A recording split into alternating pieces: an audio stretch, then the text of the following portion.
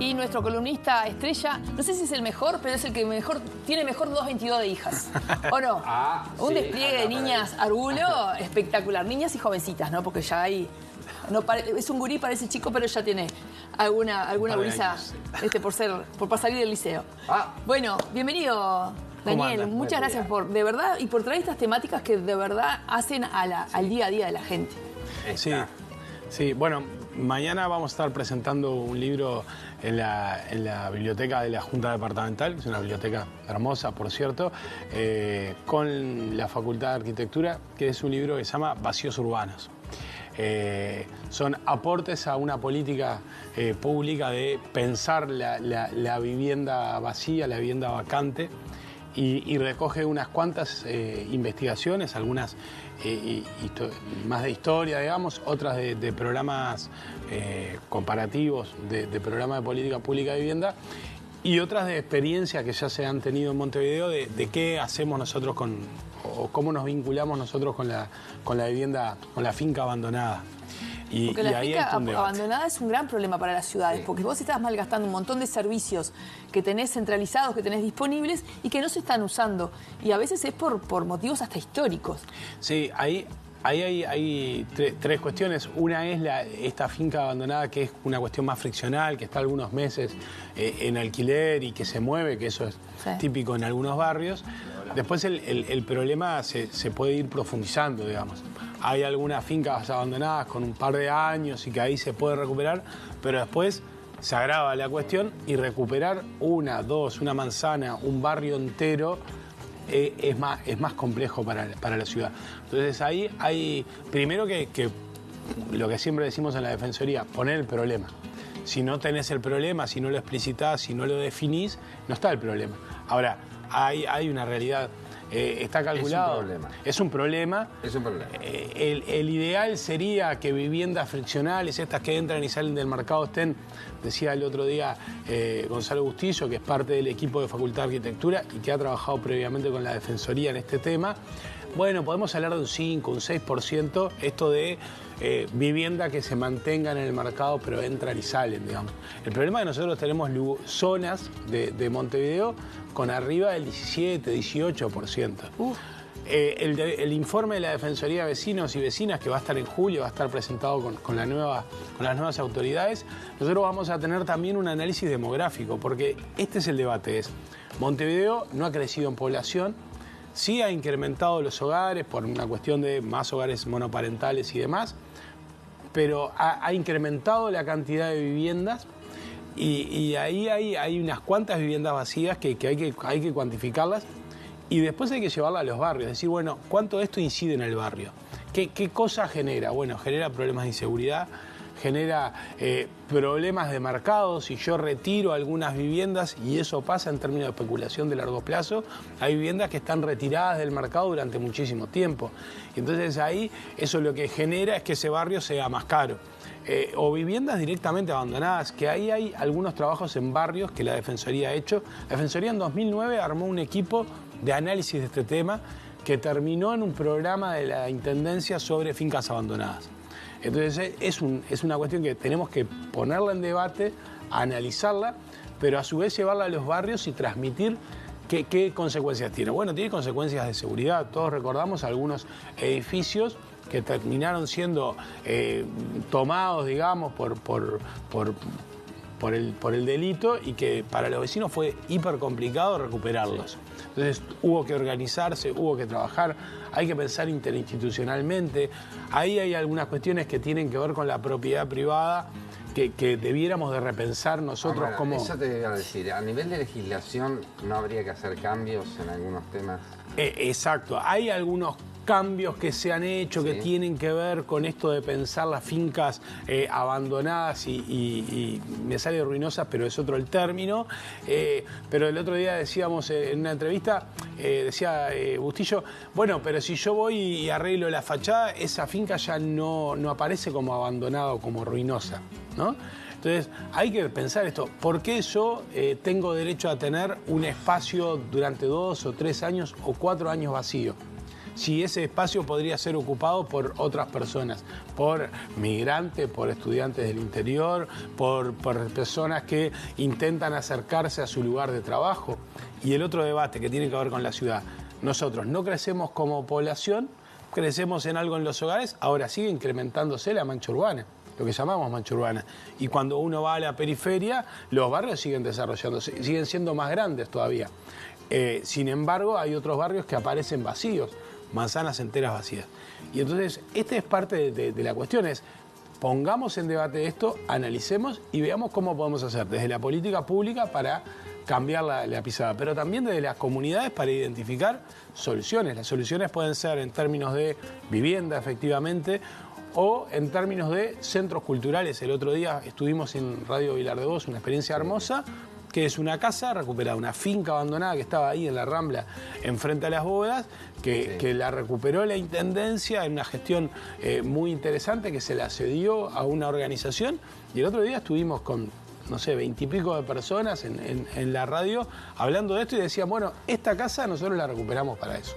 Entonces puede ser para vivienda, puede ser para centros culturales, puede ser para un espacio de cuidados de personas mayores, puede tener una vida comunitaria. Y ahí aparece de nuevo la política pública, porque no es solo la deuda, que es uno de los indicadores. ¿Cuándo empieza a aparecer alguna multa o un incremento en los impuestos? Bueno, cuando hay un no consumo durante determinado tiempo de servicios, del uso de agua. Ahora, hay algunos casos que hay cierto nivel de consumo, pero la vivienda está efectivamente abandonada o venida a menos. Entonces, para nosotros, la presentación del libro de mañana reabre un debate que queremos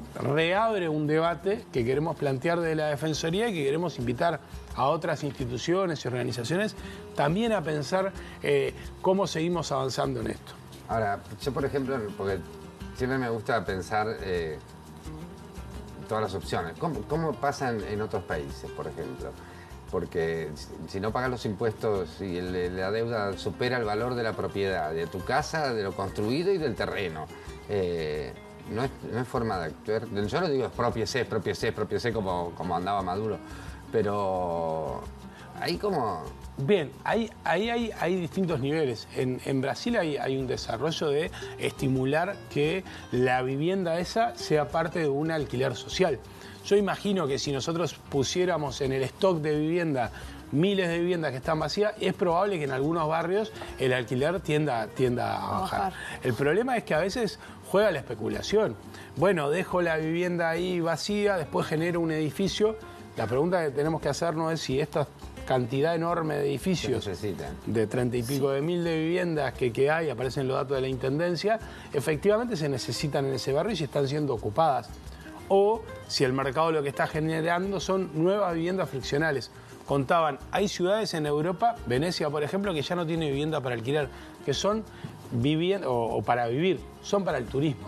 Y de hecho vimos alguna tensión en ciudades de España en donde la gente quiere expulsar al turista porque efectivamente ha ocupado barrios enteros. Entonces, esta es la complicación, cómo nosotros generamos primero el debate, pero también desde la política pública, después del debate, las condiciones para que pueda desarrollarse el mercado efectivamente, desarrollarse algunos servicios como puede ser el turismo, desarrollarse alguna política de vivienda, pero también asegurar la vida más permanente en los distintos barrios, porque lo mejor que le puede pasar a un barrio, lo que le da vida al barrio, es la gente que vive ahí, que va al almacén, que va a la feria. Y el debate, esto está ahí vinculado con el concepto de gentrificación, es, bueno, yo hago un edificio, pero si ese edificio está vacío, lo que estoy matando es al panadero, a la fábrica de pasta, al almacencito.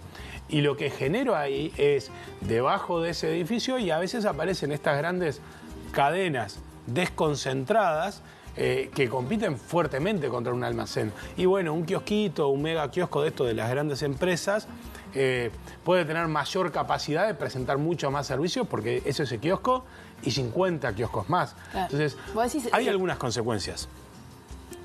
Por ejemplo, el Maldonado es escandaloso, ¿no? Ves un edificio, un rascacielos al lado del otro, nos llama la atención porque es un balneario. Pero acá en Montevideo también. O sea, no hay tanta gente con poder adquisitivo para esos monoambientes desde $90.000 te dicen, ¿no? Y siguen construyendo y siguen construyendo. Yo sé que no es solamente resorte de la Intendencia de Montevideo y tampoco sos vos para contestarlo, no sería para vos la pregunta. Pero ese ordenamiento territorial, no hay que pensar en alternativas para que la gente que está un poco mejor, que de repente no tiene una casa ruinosa, pero tiene una casa que es heredada, que no la quiere vender porque tiene recuerdos o porque, no sé, o porque está en una sucesión, tenga algún favor de los gobiernos nacionales, departamentales o algo, a nivel de impuestos para poder ponerla en el mercado a un precio menor y con interés social. ¿No podemos hacer entre todos algo para que haya un poquito más de coherencia y no seguir destruyendo casas como ha pasado en toda la Rambla de Montevideo para poner edificios? Algo hay, pero a otro nivel, ¿no? Porque, por ejemplo, con la ley de vivienda no sé qué, social o no sé qué pucha, si vos comprabas los apartamentos para alquiler, para poner en alquiler y no para vivir, no pagabas IRPF como por 10 años. Sí. Yo creo que ahí hay dos cuestiones. Una es, yo tiendo a pensar que algunas políticas de promoción de vivienda en nuestro país fueron más una política de promoción de la construcción que promoción de la vivienda. Sí, cuando yo voy a un edificio que es parte de una promoción de vivienda y ese edificio tiene, no sé, pongamos 30 apartamentos y de los 30 apartamentos hay 6, 7 ocupados, genera un problema. Ahora, si uno entra a los datos de la Intendencia, entramos el viernes pasado a analizarlos, hay algunos datos muy interesantes en la web de datos abiertos. Y, por ejemplo, se empiezan a mostrar las distintas viviendas que se han construido y el sistema de propiedad. Están cabeza a cabeza el cooperativismo con las viviendas promovidas. Ahora, yo doy por sentado que el cooperativismo tiene arriba del 95% de ocupación de sus viviendas. ¿Por qué? Porque hay un control comunitario, hay un interés comunitario. Sí. Hay un interés de yo necesito tener esto. Ahora, del otro lado, yo tengo la duda que lleguen al 95%. En algunos barrios uno mira a la noche, y yo siempre lo digo con cierta ironía, o se acuestan muy tempranos o a las 8:30 de la noche nadie prende la luz. Vos mirás y el edificio está vacío. Hay 3, 4 apartamentos. Y decís, bueno, el resto están durmiendo, deben trabajar de noche. Ahora, vos vas, comparás con otros edificios cooperativos o consolidados y están ocupados. Pero también tenemos en Uruguay políticas interesantes. Por ejemplo, las políticas de vivienda para jubilados. Las políticas de vivienda para jubilados generan vivienda de calidad, con condiciones, con cuidados, con algún trabajo adicional, más desde el punto de vista social y de apoyo a estar en la vivienda, y no tienen tanta desocupación como otros tipos de vivienda. Entonces, nos parece como interesante esto de decir, bueno, la Defensoría está para presentar los debates y para plantearlos. Para promoverlos. Divino. Ojalá se escuche y ojalá este tema siga vigente. Lo esperamos siempre con ganas. Muchísimas gracias. Muchísimas gracias. Y yo me voy a buscarlo a él nuevamente.